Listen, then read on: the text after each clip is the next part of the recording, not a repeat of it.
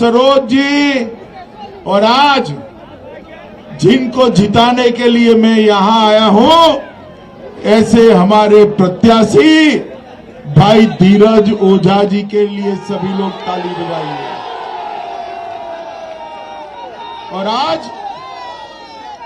ये विशाल जनसभा में उपस्थित प्यारे भाइयों, बहनों, माताओं और मेरे जिगर के टुकड़े जैसे युवा मित्रों, सबसे पहले महात्मा बुद्ध की तपोस्थली और धर्म सम्राट करपात्री जी महाराज की धरती को मैं प्रणाम कर मेरी बात की शुरुआत करना चाहता हूं। सई नदी के किनारे बसे प्रसिद्ध देवी मंदिर को भी मैं प्रणाम करना चाहता हूं। मैं मां वाराही के चरणों में भी प्रणाम कर मेरी बात की शुरुआत करना चाहता हूं। एक कहला की धरती पर अंग्रेजों के खिलाफ वीरता के साथ लड़े हुए सभी वीर बलिदानियों को मैं प्रणाम करता हूं। श्रेष्ठ कवि आचार्य भिखारी दास और राष्ट्रीय कवि हरिवंश राय बच्चन को भी मैं याद कर आप सबको नमन करता हूं। माताओं, भाइयों, बहनों, आप मुझे बताओ, 3 चरण का चुनाव समाप्त हो गया है, हो गया ना? परिणाम जानना है क्या होने वाला है यूपी में? अरे पीछे बोलो, जानना है क्या? मैं बता दूं क्या? पक्का जानना है? यहां सपा बसपा कांग्रेस का सुपड़ा साफ हो गया। 300 से ज्यादा सीटों के साथ भारतीय जनता पार्टी की सरकार बनने वाली है मित्रों। 300 से ज्यादा सीटों। अरे सुनो ना भाई,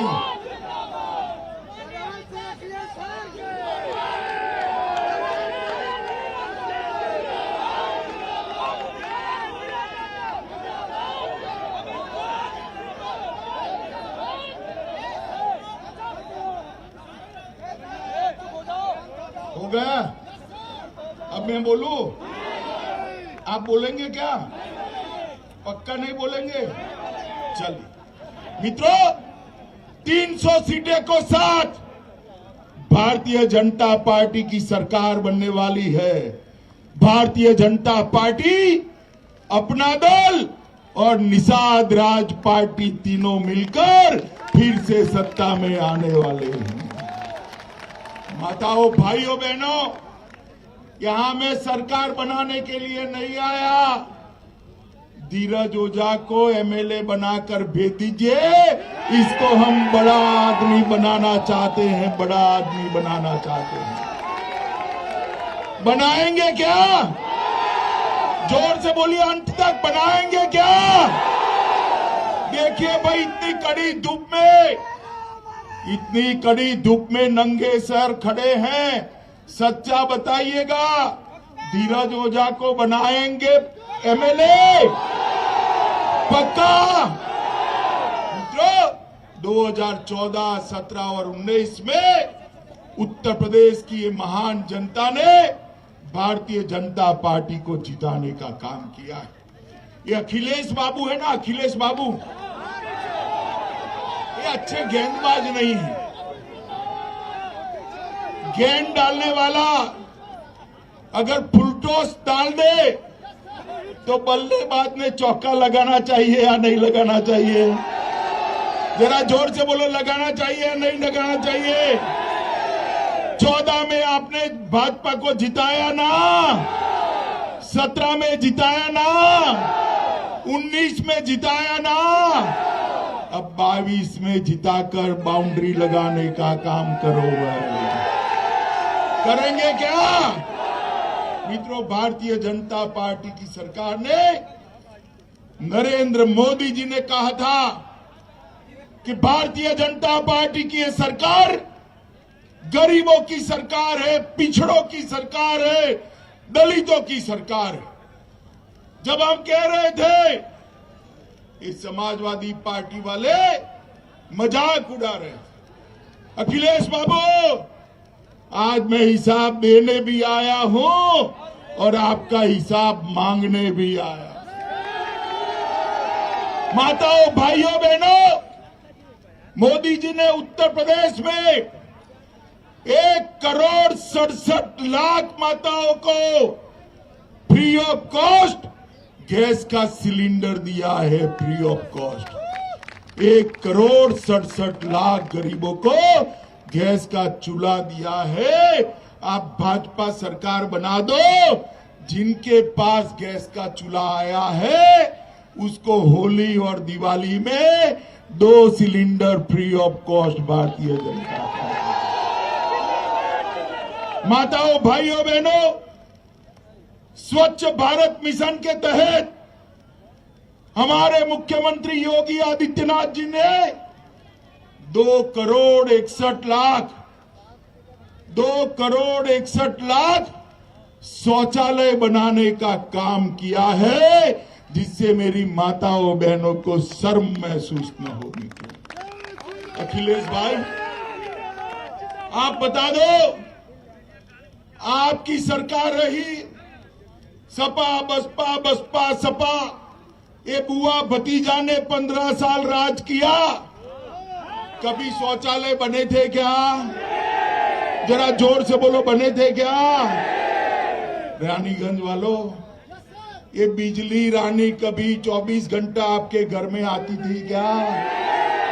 आती थी क्या?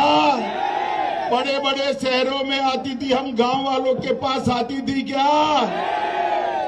योगी जी ने पूरे उत्तर प्रदेश में 22 घंटा से 24 घंटा बिजली पहुंचाने का काम किया।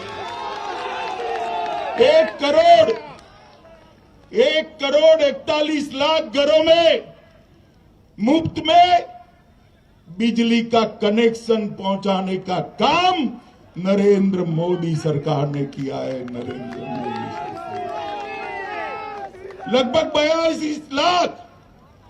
42 लाख गरीबों को घर देने का काम भारतीय जनता पार्टी की मोदी सरकार ने किया है।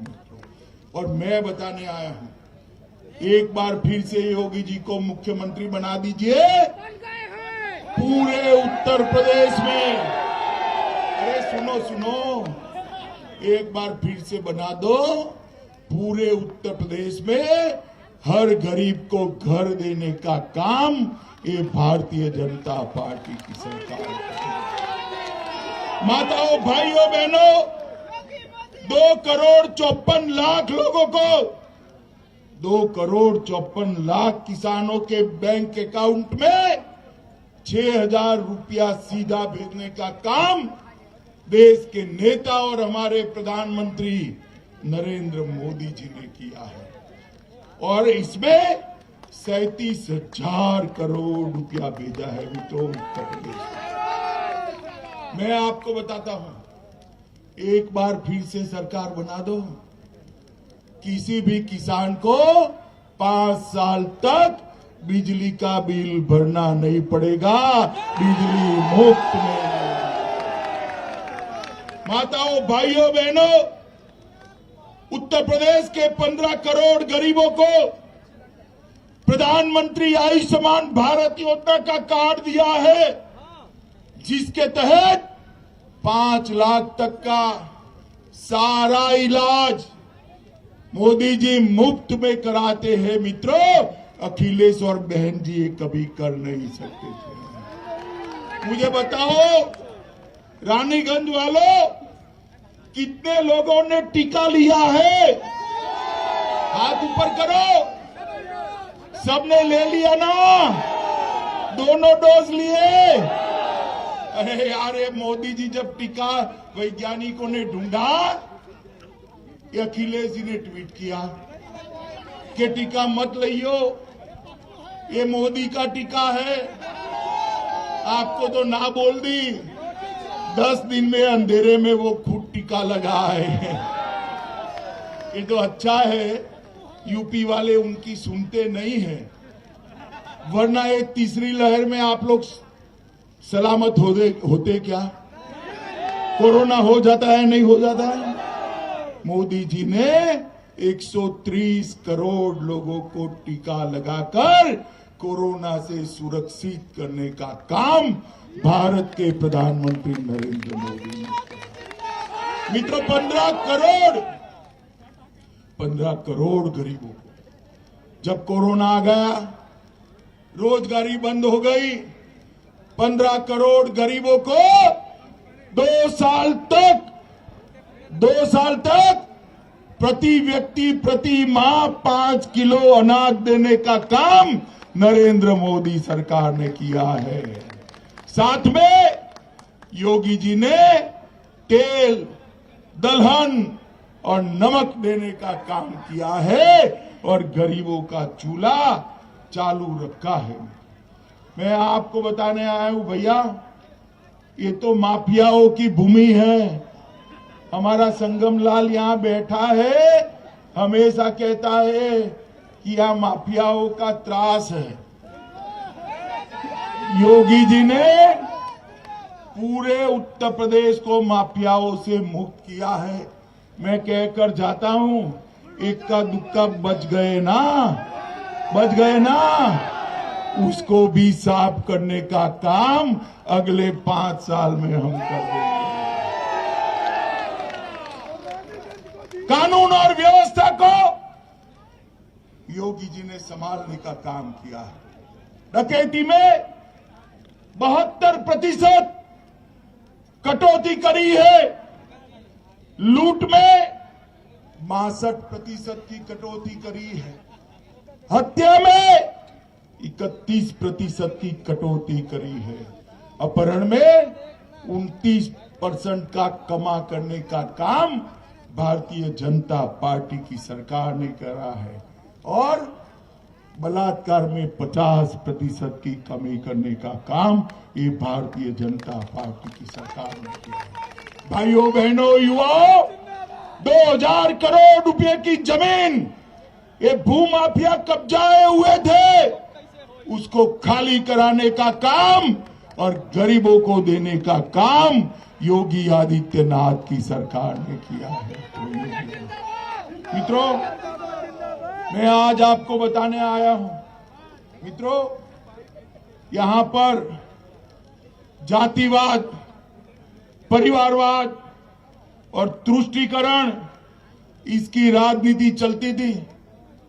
हमने जातिवाद भी समाप्त किया है, परिवारवाद भी समाप्त किया है, तुष्टीकरण भी समाप्त किया है। मित्रों, आज मुझे बताओ, वो आजम खान बड़े तुरम खान बनकर घूमते कहां है? जोर से बोलो भाई, कहां है? ये अतीक अहमद कहां है? ये मुख्तार अंसारी कहां है? अगर अखिलेश गलती से आ गए तो ये जेल में रहेंगे क्या? क्या चाहते हो? जेल में चाहते हो या बेल में चाहते हो? जोर से बोलो, क्या चाहते हो? अरे जेल में रखना है तो फिर से भारतीय जनता पार्टी की सरकार बनानी पड़ेगी। मित्रों, आप सभी लोग बताओ मुझे। अरे यार सुनो तनिक, सुन लिया तुझे, तू सुन मुझे। भाइयों बहनों, मुझे बताओ, एक कश्मीर जो है वो भारत का अभिन्न अंग है या नहीं है? भारत के साथ रहना चाहिए या नहीं रहना चाहिए? मोदी जी धारा 370 हटाना चाहते थे। 5 अगस्त 2019 को मोदी जी ने फैसला किया कि धारा 370 नहीं रहेगी और कश्मीर हमेशा के लिए भारत के साथ जुड़ जाएगा। मित्रों, मगर ये सपा बसपा कांग्रेस पार्टी ये विरोध करने लगी। अखिलेश जी खड़े हो गए, मुझे बताने लगे गृह मंत्री जी, अगर धारा 370 हटी तो देश में खून की नदियां बहेगी, नदियां बहेगी। अरे अखिलेश बाबू, किसको डरा रहे हो भाई? हम नहीं डरते किसी से। मित्रों, मोदी जी ने धारा 370 को 5 अगस्त 2019 को हटाने का काम कर दिया। और